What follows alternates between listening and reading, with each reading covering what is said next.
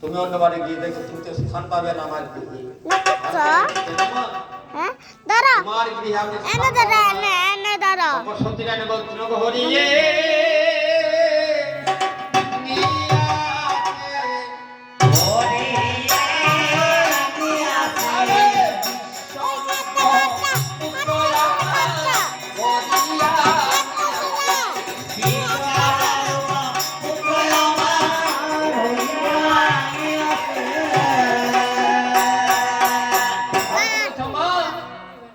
তোমার বিষ্ণুকে হরণ করে নিয়েছি না বাবা তুমি না তোমার মতন একজন অতিথি আমার গৃহ থেকে আমার বিষ্ণুকে হরণ করে নিয়েছি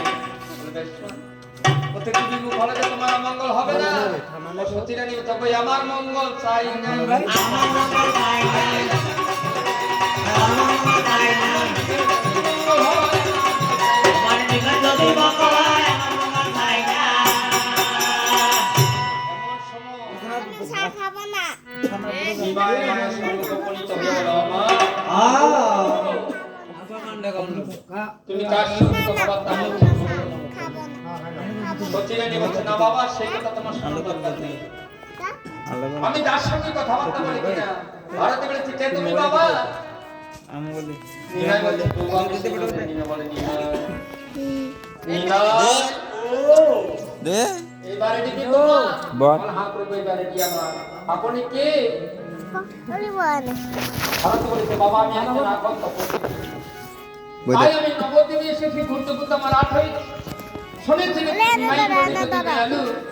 সে অতিথিকে শুনতে আজ আমি অতিথি স্বরূপ তোমার গৃহে মিষ্টি উদযাপন করতে চাই সতী রানী বলছে না বাবা